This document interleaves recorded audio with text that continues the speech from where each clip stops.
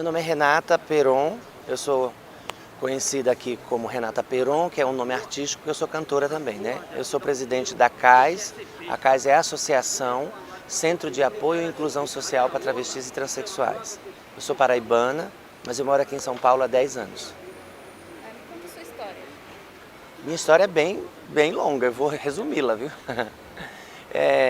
Nós somos uma família de 3 irmãos, morreram 7, ficaram 6. Minha mãe morreu de depressão pós-parto, ela se suicidou, tocou fogo no corpo, quando eu tinha 7 anos de idade. Eu fui criada pela minha avó. A partir dos 10 anos eu já me percebia diferente na questão da sexualidade, mas não entendia o que era. Sempre brinquei de boneca, sempre brinquei com coisas relacionadas à menina. Nunca me identifiquei enquanto menino, né? E aí fiquei até os 17 anos no seio de primos, de primas, de parentes, de amigas e tal. Depois eu me desgarrei da minha família e me joguei no mundo. Saí da Paraíba, fui para o Ceará, fiquei um tempo no Ceará, depois eu fui para Juazeiro da Bahia, que eu cheguei lá com os 17 anos. E aí lá o meu irmão não me quis, por entender que eu era gay, porque quando você não tem sua identidade definida, você é entendido enquanto gay, né? Então lá eles me viam como gay, mas eu não me sentia gay. Só que todo mundo achava que eu era gay. E aí ele foi embora, me deixou debaixo de uma árvore, com a mala, porque disse que não poderia ficar perto da família porque eu envergonhava a família. O outro irmão, que também morava lá nessa época, não queria que eu me encontrasse com as minhas sobrinhas porque eu era doente e a minha doença passava para eles se porventura eu fosse atrás. E aí eu percebi que, bom, se eles não me querem por perto, por que eu vou ficar indo atrás deles? Eu não vou mais atrás. Então eu não os vi mais desde essa época. Meu pai era alcoólatra, bebia muita cachaça. Não sei se está vivo ainda, porque eu só o vi quando tinha 17 anos, foi a última vez que eu vim. Durante esse tempo lá, dos 17 aos 27, eu fiquei em Juazeiro da Bahia. Lá eu me descobri travesti, mas eu não poderia jamais fazer as minhas transições, por conta de que lá as meninas eram assassinadas. Se elas fossem encontradas sendo travestis ou transexuais, eles matavam elas empaladas, enfiavam um cabo de vassoura no ânus e saía aqui. Então, para me proteger, eu preferi esconder a minha sexualidade e viver enquanto gay, mas sabendo que eu não era gay. Eu tinha absoluta certeza disso. E aí fiquei um bom tempo lá, até os 27 anos. Quando foi com 27, lá eu estudei, eu fiz teatro, eu sou formada enquanto atriz e também como cantora. Fiz teatro lá, fiz curso de música, trabalhei no Teatro João Gilberto durante um bom tempo lá, enquanto atriz. E aí vim para São Paulo com 27 anos para aqui ser reconhecida como cantora, trabalhar com música popular brasileira. Eu tenho 4 CDs gravados, tenho um em homenagem a Noel Rosa, que eu gravei no Teatro Sérgio Cardoso. E aí eu vim tentando justamente mostrar para a sociedade que você pode ser uma trans, mas você pode ter várias profissões, você pode ser uma pessoa digna enquanto qualquer outra. Não é a sexualidade que determina o seu caráter, é a sociedade que impõe isso. Ridiculamente ela impõe isso. Hipocritamente, né? Porque é a sociedade que aponta o dedo, é a sociedade que sai com travesti, que sai com trans, que sai com pessoas que eles julgam erradas para viver no seu convívio, né? Então nós temos uma sociedade de pessoas doentes e de pessoas hipócritas. Nem todas, óbvio, a gente não pode, nunca quando eu afirmo esse tipo de coisa, eu generalizo que todas as pessoas são. Mas no meio da sociedade existe esse tipo de pessoa doente e hipócrita. E aí chegando aqui, eu fui fazer um curso de cabeleireira, eu trabalhei como cabeleireira um bom tempo, nunca me envolvi com prostituição, nunca andei com pessoas erradas, nunca fui presa, nunca mexi com tráfico, sempre trabalhei dentro de coisas muito corretas, né? Trabalhei como cabeleireira, depois com vendedora de cosméticos, de produtos de beleza. E aí quando foi com 30 anos, eu juntei a grana que eu precisava, porque eu teria que fazer as coisas tudo dentro da legalidade. Eu nunca injetei silicone industrial em meu corpo. Não que eu não tivesse a necessidade disso, porque eu queria transformar meu corpo. mas eu tinha muito medo pelo que eu vi e pelo que eu ouvi de várias amigas que injetaram silicone e ele rejeitou e foi um sofrimento muito grande para elas e eu vi que isso não valeria a pena. Eu sou mulher independente de ter prótese ou de ter silicone, eu sou uma mulher que eu nasci mulher num corpo masculino e eu fui adequando enquanto dava, né, para mim. Então, quando eu cheguei aos 30 anos, eu juntei 10 mil reais, aí fui numa clínica especializada, fiz lipoescultura e coloquei próteses de silicone. Eu apenas melhorei um pouco aquilo que eu tinha externo, que eu tinha interno, eu queria pôr externo, né? E aí, quando foi em 2007, eu sofri uma agressão aqui em São Paulo violentíssima por 9 pessoas na Praça da República. Eu tomei um chute com uma bota que tinha uma placa de ferro, ele deu um chute aqui assim em mim e eu perdi um rim. Hoje eu sobrevivo com 3 litros de água todos os dias, não posso comer carne, tem uma série de coisas que eu sou limitadas a fazer por pura ignorância e por pura transfobia, que o ser humano não consegue conviver de uma maneira natural, respeitando as diferenças, as minorias, né? Então eu pincelei mais ou menos assim a minha história, que de 2007 para cá eu fiz as minhas readequações, entrei com ação na justiça para processar o Estado por falta de segurança pública. Eu ganhei em primeira, perdi em segunda instância. O juiz entendeu que por eu ser assim e estar lá nesse horário que eu fui agredida, é como se é uma punição por eu ser isso e estar assim. Eu tenho que não ser assim e nem estar assim para não sofrer agressões. Olha a mentalidade dos nossos juristas e dos nossos advogados, né? Alguns deles, sempre eu friso, né? Porque sempre tem um que entra em defesa. É engraçado que assim, se eu faço uma crítica dessa e você não é assim, por que você entra em defesa? Né? Aí eu sempre digo, tá, ok, nem todos, nem todas, eu não generalizo, mas uma boa parte deles são assim mesmo, são baseados, ao invés de pegar a Bíblia e guardar em casa e ficar com a Constituição na mão, não, eles limpam a bunda com a Constituição e preza a religião. O nosso país está um caos, está ficando cada dia pior, eu estou com medo daqui virar um país que vai ser assim, a caça às bruxas, sabe? Deus ajude que não, eu prefiro que isso seja apenas pessoas que estão desesperadas, porque sabem que nós estamos evoluindo, que nós estamos nos empoderando, que a gente está procurando os nossos direitos, estamos estudando, e não vai ser fácil chegar com a Bíblia e dizer que a gente tem que se matar porque nós estamos execrados já, condenados em vidas, né? Nós temos conhecimento para rebater esse tipo de pessoa louca, de gente desequilibrada, que não sabe respeitar as diferenças das outras pessoas. Hoje, atualmente, eu trabalho na SP Escola de Teatro, que é uma escola vanguardista, que foi a primeira escola, pelo menos que eu conheço. Se vocês tiverem alguma outra que puder me dar uma referência, eu vou agradecer. Mas, por enquanto, hoje só existe a SP Escola de Teatro, que na sua fundação abriu 5% de vagas para travestis e transexuais trabalharem nessa empresa. Está no estatuto da escola.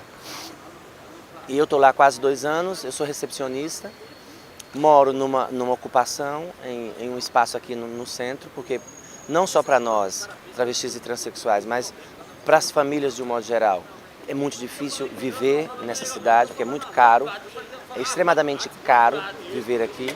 E aí eu optei, ou eu pagava a minha faculdade, ou eu ia morar numa ocupação, ou eu ia pagar aluguel. Aí eu optei continuar estudando, pagando a minha faculdade. Eu faço serviço social, eu estou no 5º semestre, estudo na Uninove, aqui da Barra Funda, e estou lutando, a luta é todos os dias, né?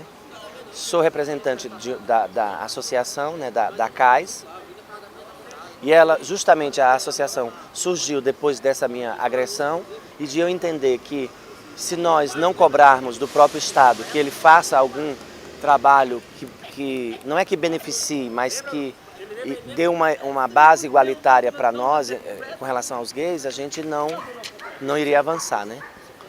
Olha, o Brasil ele tem alguns avanços, né? Ele avança no sentido de quando alguns estados brasileiros cria leis para que proteja as nossas crianças, adolescentes e mulheres e homens travestis e transexuais. E quando essa lei ela foi implementada e foi sancionada, foi menos de 15 dias, o estado inteiro de São Paulo sabia disso. Todos os lugares que você entrava tinha placa, proibido fumar, no banheiro, nos bares, em todos. Com a lei que protege travestis e transexuais de discriminação, que é a Lei 10.948, que já vai fazer 12 anos, você nunca ouviu falar nela já? Mas a lei do cigarro já. Entende? Que o Estado ele avança e ele retroage. Ele avança quando ele cria a lei, quando o governador vai lá e sanciona a lei. Aí, qual é a nossa falha também? Nós não cobramos, não exigimos que essas coisas sejam efetivadas, que essas leis sejam efetivadas. Os prédios públicos não são sensibilizados para respeitar a identidade de gênero.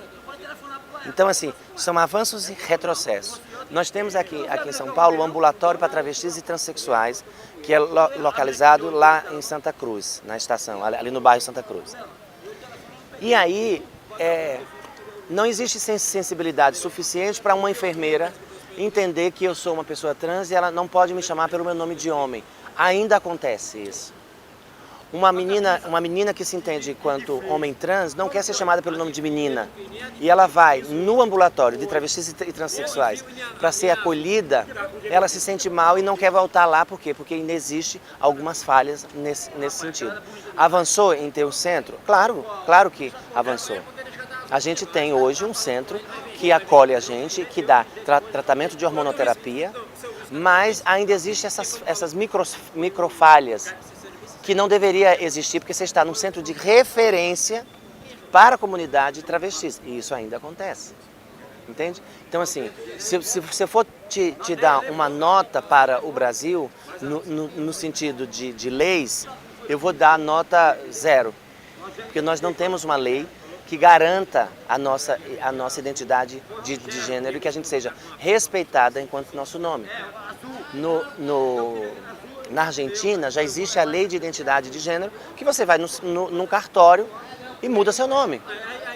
Aqui você precisa provar com laudo, você tem que entrar num CID, que é CID-10, que você é uma pessoa que tem transtorno de identidade de gênero.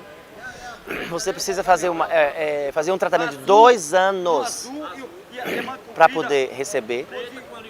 Senão você não consegue, e você tem que entrar com ação na justiça. Se você cai na mão de um juiz conservador, ele não dá, porque ele entende que mulher é aquela que nasceu biológica, não é aquela que se constrói, como diz Simone de Beauvoir. Então você vê que existem os retrocessos gigantes. Assassinatos, acontecem muitos assassinatos contra travestis e transexuais, e não existe a lei que possa proteger a gente, que é essa que a gente tanto pede, que é da homofobia, que era a PL 122, que acabou sendo engavetada. Então, existem avanços e retrocessos. A gente avança aqui quando um progressista entende que nós temos que ser respeitada como qualquer outra pessoa, e a gente não pode ser desrespeitada pela nossa sexualidade, pela nossa identidade de gênero, mas existem outros políticos, né? Advogados, juízes, médicos, enfermeiras, pessoas da sociedade não querem entender que nós não vamos sumir da terra, nós estamos aqui e que a gente precisa dialogar com os movimentos, que os movimentos precisam intervir mais, precisam cobrar mais, entende? Então, o que eu digo aqui, com relação à lei nós estamos 0, e com relação a alguns decretos e algumas resoluções, nós temos pontuais em algumas cidades, mas nós não temos uma lei. Porque a gente precisa de uma lei que possa, de fato, defender e ajudar a gente. Não, eu nunca quis fazer a cirurgia de readequação, que a gente usa esse termo, porque geralmente é assim, eu tenho amigas que já fizeram, dizendo para mim assim, Renata, eu fiz a cirurgia porque eu quero ser reconhecida enquanto uma mulher, com vagina, com a minha documentação, lá. Qual é a decepção delas? E eu já tinha entendido isso há muito tempo. É que quando elas fazem, elas querem ser aceitas enquanto mulher. E a sociedade vai sempre dizer, aquela dali é um homem que nasceu e fez uma cirurgia. Então, naturalmente, nunca vai ser vista enquanto mulher. Eu não quero fazer a cirurgia, não é por conta disso, tá? Mas eu estou dando uma explicação, assim, mais abrangente. Eu não tenho necessidade de fazer cirurgia, de retirar nada. Eu tenho de colocar algo que eu não tenho. Então, exemplo, uns seios, fazer, queimar os pelos no laser, sabe? Coisas assim. Mas fazer uma cirurgia para retirada ou para readequar o sexo, eu sou uma mulher. Meu nome é Renata e para mim basta. Para mim basta. Eu respeito e jamais vou falar contra quem quer fazer, que não se sente bem vendo seu peito e seu pênis. Se sente mal vendo os dois. Eu não me sinto nada, absolutamente. Eu sou super resolvida sobre esse assunto e não vou fazer cirurgia para ser aceita, mais aceita ou menos aceita. Eu quero ser aceita enquanto pessoa, cidadã, brasileira, pagante dos seus impostos, votante, eleitora. É para isso que eu luto e é por isso que eu fico nessa batalha, que eu poderia ficar de boa em casa. Eu tenho 38 anos, já passei por tudo que deveria passar sobre as conquistas. Hoje eu estou terminando um curso de faculdade, eu sou cantora, faço show nas casas noturnas, tenho uma vida muito tranquila sobre esse assunto. Não sou rica, não tenho casa, não tenho carro, mas eu tenho dignidade, isso para mim é super importante. Mas eu sou uma pessoa política, militante, que isso é nato, está na minha pele, está em mim, entende? Então eu não posso ver uma desigualdade e achar isso natural. E achar, foda-se, não é comigo. E precisa existir pessoas como eu para batalhar por pessoas que não têm o mesmo pensamento que eu. Senão, como era que o mundo seria? Se todo mundo acha que não precisa fazer nada e que o outro foda-se, que espécie de ser humano nós somos, né? E existem pessoas assim, então precisa de ter alguém como eu para equilibrar essa balança. E mais outras pessoas também, como você, que está aqui fazendo uma matéria para dar uma visibilidade positiva para a gente. Dizer, olha, tem travestis que roubam, que são presas, que traficam, que não sei o quê, como tem homens que roubam, que traficam e tal. Não é pela sexualidade que a gente deve julgar a pessoa. Isso é um ponto positivo para a imprensa do bem. E eu sempre faço, sempre dou entrevista, quando é a imprensa do bem. E que não quer usar isso para fins próprios apenas. Que seja para fins próprios, mas que isso se prolifere enquanto uma coisa boa, né? Então, por isso que eu estou aqui. Olha, sexualmente, os homens nos veem como objeto sexual para a realização dos seus desejos mais obscuros, assim, sabe? Por exemplo, se o homem ele tem tesão de fazer sexos escatológicos, diferentes e escrotos, ele acha que por sermos travestis nós aceitamos tudo, nós topamos tudo. Enquanto que com a mulher biológica é papai e mamãe, levar para o cinema para mostrar para a sociedade, lá. E aí eles caem do cavalo quando eles chegam para nós e nós somos iguais a você. Então a gente não quer fazer nada que agrida a nossa integridade enquanto pessoa. E isso é perturbador para os homens. Então eu nunca namorei, eu tenho 38 anos, eu só fiz sexo com muitos homens, eu trepei com muitos homens na minha vida inteira, desde os 13. Tive relações sexuais com mulher quando eu tinha uns 17 anos, mas não para me reafirmar. Eu já sabia o que eu era, eu só queria experimentar, fazer sexo com uma mulher para saber. Mas eu não tenho uma coisa, eu nunca me senti um heterossexual, um homem que gosta de mulheres e que quer ter relações sexuais com mulheres. Não, eu tive relações com uma mulher porque eu queria, sabe assim? Mas não tinha o desejo sexual no corpo ou no ser. Na verdade, os seios que eu tenho hoje eram os seios que eu vi da primeira mulher que eu transei. Porque eu queria aqueles seios pra mim, sabe? É uma coisa assim meio filosófica. Então não tinha muito essa coisa. Então eu percebi isso, é muito difícil um homem se relacionar com uma travesti ou com uma transexual. Primeiro que ele é covarde, ele é covarde ao extremo. Ele não tem coragem de assumir que ele gosta de uma pessoa que é sexualmente diferente, que tem peito e tem pau. Então isso para ele é gostoso, ele brinca, faz tudo com a gente, tudo que você possa imaginar.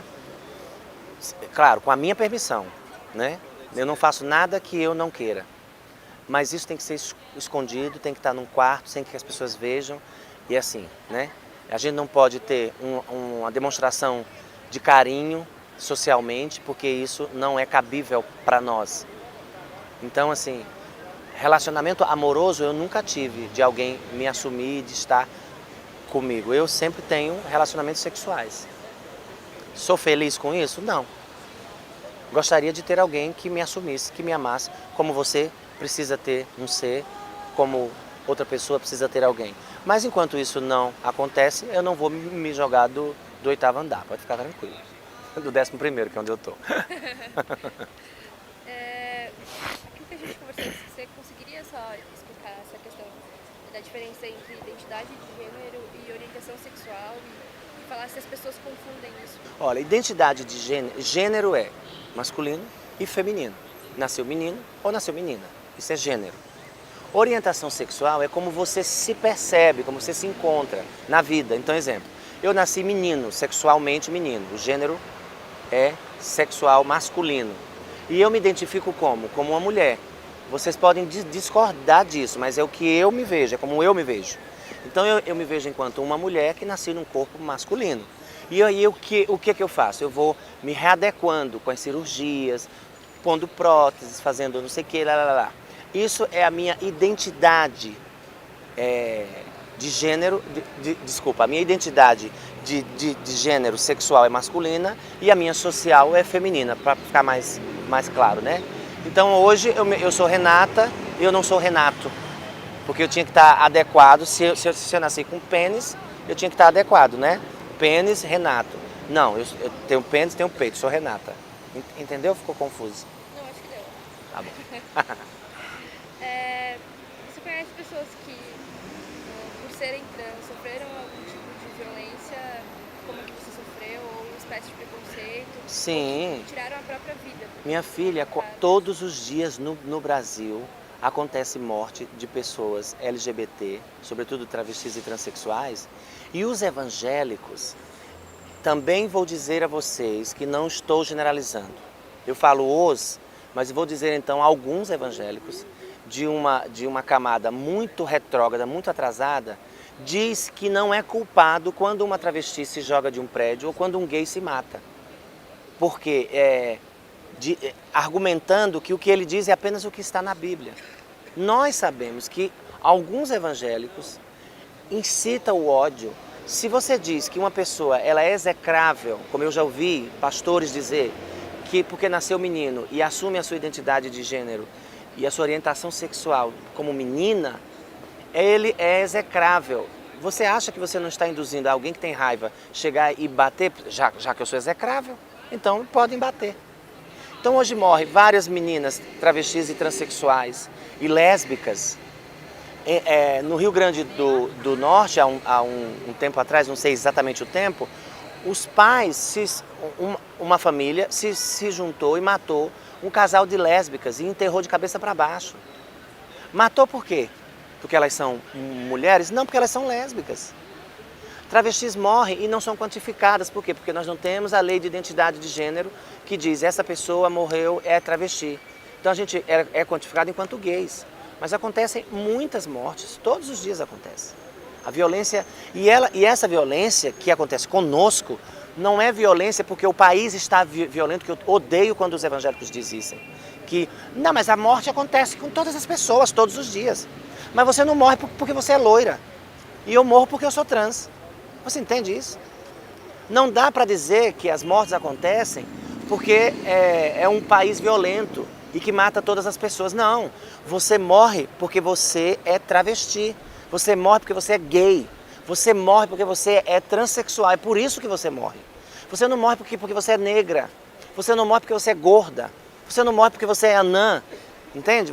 Então os evangélicos têm que parar com essa história de dizer, generalizando, mas a violência está generalizada e as pessoas morrem todos os dias. Não, mas não morrem por ser heterossexual, eu morro por ser trans. Entende?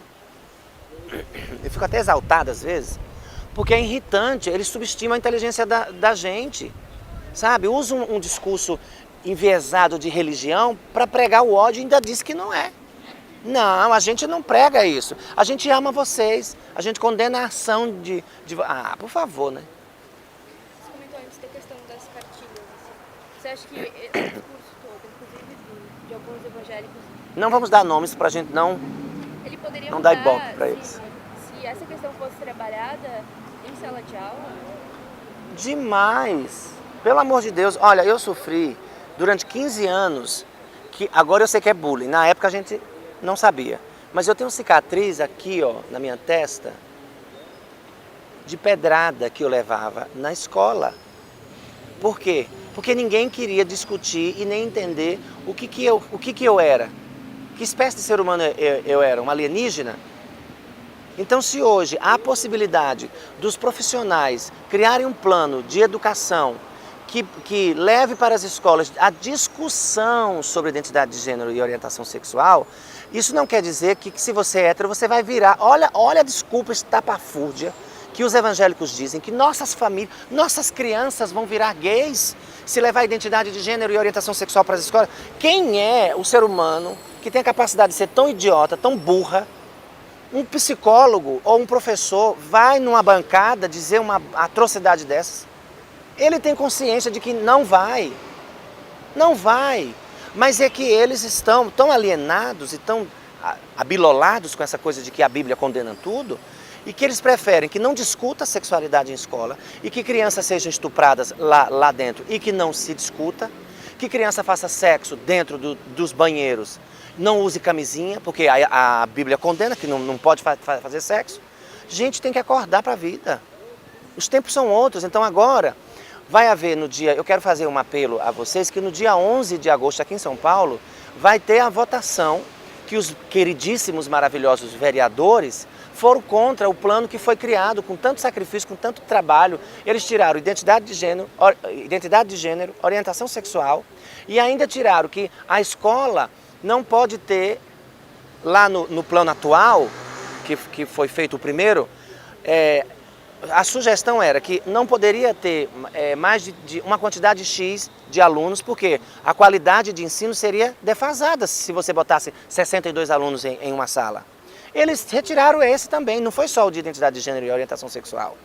Então você vê, eles não estão preocupados com a qualidade de ensino, só estão ligados na questão da religião, como se aqui fosse um país não laico, que as pessoas têm o direito de ter religião ou não ter, e você, enquanto legislador, tem que fazer as leis para quem tem religião e quem não tem. E aí você vai para um púlpito vai para dentro da Câmara de Vereadores pregar a sua religião. Eu fui para esses dois encontros que teve lá, parecia uma igreja evangélica. Então eu vou fazer um apelo a vocês, no dia 11 de agosto vai ser votado o plano municipal da educação aqui em São Paulo. Quem puder ir para ajudar a gente a barrar essa asneira, essa loucura desses vereadores, por favor, vocês estão convidadíssimos. Isso está acontecendo no Brasil inteiro, isso é muito perigoso. Como que você vai tirar a identidade de gênero e orientação sexual das escolas? Tá rolando na internet uma campanha chamada Eu Quero Identidade de Gênero nas Escolas. Entrem nas páginas de fanpage, em tudo que aparece lá. Então, se vocês querem apoiar, pode fazer uma foto dizendo eu quero identidade de gênero nas escolas para minha filha não ser estuprada. Ou eu quero identidade de gênero nas escolas para não sofrer homofobia ou para não sofrer transfobia. Isso é muito importante, é no canal das Bi. A gente apoia essa causa. Das minhas perguntas, eu acho que era isso. Tem algum outro assunto, além dessa educação, que você acha que é importante colocar? Ou algum pensamento que você acha que tem que passar? Assim? Tem uma poesia que eu sempre faço, que é de um amigo meu chamado Velasque Brau. E eu acho que ele sintetiza o que eu poderia dizer, ele diz melhor. Então eu vou fazer e na hora que você for editar, se ficar muito grande, você vê o que é melhor. Diz assim: cada um é feliz do jeito que pode. Eu posso gargalhar, mas você também pode. E assim vou vivendo, tropeçando, caindo, sempre a levantar. Só tenho a agradecer, erguer as mãos para o céu, por mim e por vocês, por tudo que Deus nos deu. Sabe por quê? Eu sou feliz desse jeito. Eu só tenho amor no peito e o amor comanda tudo. Na minha casa só tem espaço para a alegria. O estresse, a rotina, o dia a dia não conseguem me atingir. A gente é o que é Cada um tem seu valor. Sofra menos, plante amor, salve a nossa mistura de cor. Me aceitem assim e eu respeito vocês assim. Somos filhos da sorte, sobrevivemos por um triz e não tememos a morte. Viver é meu esporte, beijar na boca e ser feliz.